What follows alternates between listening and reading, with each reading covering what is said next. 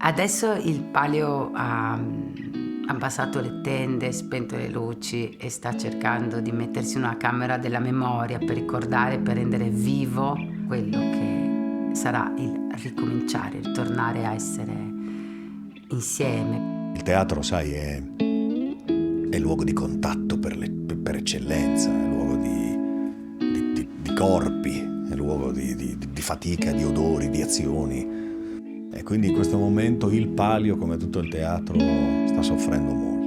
L'anno scorso l'abbiamo fatto con dei video, Virtual Palio. Speravamo che fosse l'unica situazione in cui saremmo stati obbligati a fare così. Il Virtual Palio è effettivamente qualcosa di lontanissimo dal fare teatro. È stato un espediente in pieno lockdown per evitare la dispersione dei gruppi, per far sì che loro avessero l'illusione di continuare a stare insieme, di fare qualcosa. Bisogna fare questo perché così almeno mantieni in vita la fiammetta, no? Perché altrimenti se si spegne e poi è difficile riaccendere la candela. Certo comunque che non è teatro.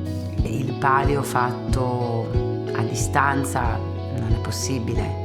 L'esperienza teatrale fatta a distanza non è possibile. Trovandosi solo online, appunto, sei comunque da solo, quindi la parte della socializzazione, come diciamo prima, che è la parte fondamentale del teatro, si è persa molto. I ragazzi che in quinta sono andati via l'anno scorso, limitandosi al Virtual Palio, sono stati, non dico violentati perché nessuno gli ha fatto violenza, però gli manca una parte importante della loro esperienza personale. È stata una grande mancanza, non è stato completo, quindi sicuramente anche la messa in scena conta tantissimo. Perché alla fine farlo virtuale perdi tanto.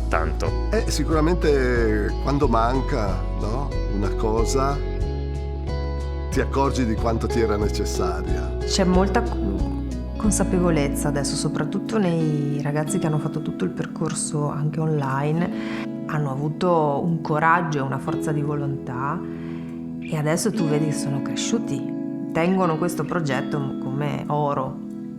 Io mi auspico che questa pausa porti un rinnovamento di energie. Mi aspetto che porti veramente a una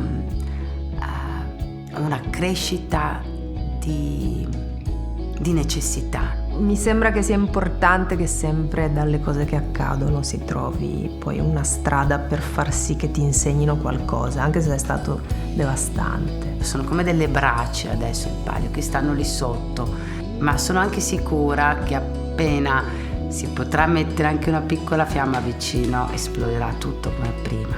Crediamo che sia importante che il Palio ci sia quest'anno, anche perché quest'anno sono 50 anni, quindi proprio quest'anno, fosse stato 49 anni avremmo potuto dire vabbè ragazzi, quest'anno possiamo anche saltarlo, l'anno prossimo invece facciamo, ma il 50° è proprio quest'anno e quindi Noi ci saremo, vogliamo esserci a tutti i costi.